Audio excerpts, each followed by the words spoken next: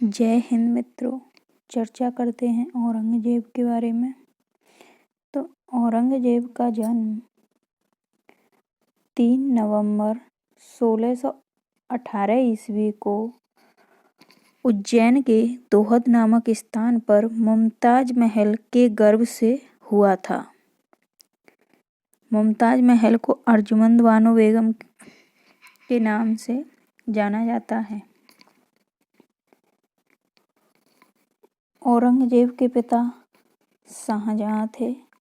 औरंगजेब की पत्नी दिलरास बानो बेगम, नवाबबाई, उदयपुरी महल, औरंगाबादी महल और भी होंगी 2-4 जहर महल।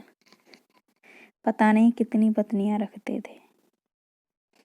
और उनके 5 पुत्र मोहम्मद मुअज्जम, मोहम्मद सुल्तान, मोहम्मद अकबर, मोहम्मद कामबख्श और आजम थे।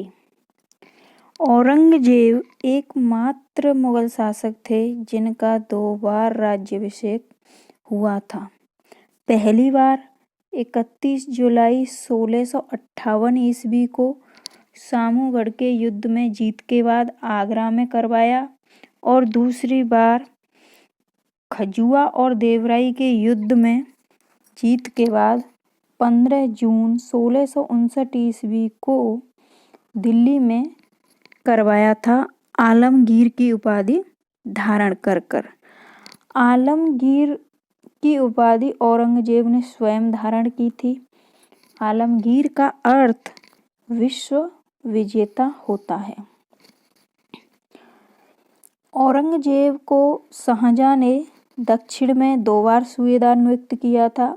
एक तो 1636 ईस्वी से 44 ईस्वी पहली बार, और उसके बाद उसने वहाँ से सूबेदारी को छोड़ दी कर आ गया था मतभेदों के कारण। और दूसरी बार उसे फिर से 1652 से 1657 ईस्वी तक दक्षिण का सूबेदार नियुक्त किया। और 1657 ईस्वी में शाहजहां की तबीयत खराब होने पर वह लौटकर वापस आ गया था।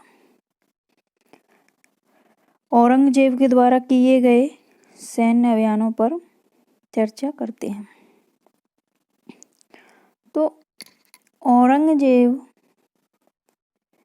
के समय 1661-62 ईस्वी में मीर जुमला के नेतृत्व में असम पर आक्रमण हुआ और असम का कुछ भाग मुगल साम्राज्य में भी मिला लिया गया था। लेकिन 1663 ईस्वी में मीर जुमला की मृत्यु हो गई थी और फिर 1663 ईस्वी में शाइस्त खां को सूबेदार नियुक्त किया गया।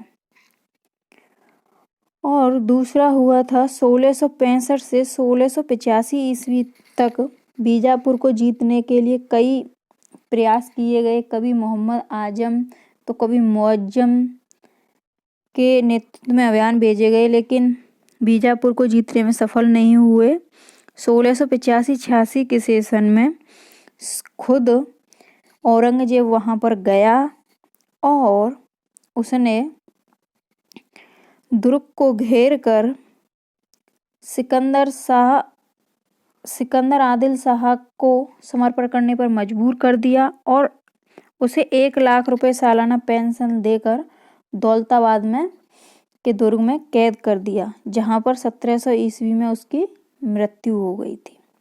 1685 ईस्वी में औरंगजेब ने मुअज्जम को गोलकुंडा पर आक्रमण करने के लिए भेजा, क्योंकि गोलकुंडा ने बीजापुर का सहयोग किया था। और इस तरीके से 87 में गोलकुंडा से संधि कर गोलकुंडा को भी मुगल साम्राज्य में मिला लिया गया। उस समय पर गोलकुंडा का शासक अबुल हसन एक विलास प्रिय शासक था जो किसी काम का नहीं था।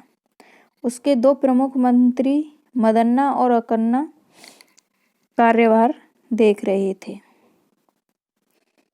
और इस ही गोलकुंडा विजय के बारे में ही बोला जाता है कि रिश्वत देकर या सोने की कुंजियों से दरवाज़ा खुलवाया था एक अब्दुल्ला गामी नामक अफगान को रिश्वत देकर, और उसके बाद इस पर अधिकार कर लिया था।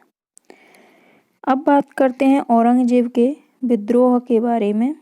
तो औरंगजेब के समय में विद्रोह करने वाला प्रथम नेता था जाट नेता गोकुल्ला जी।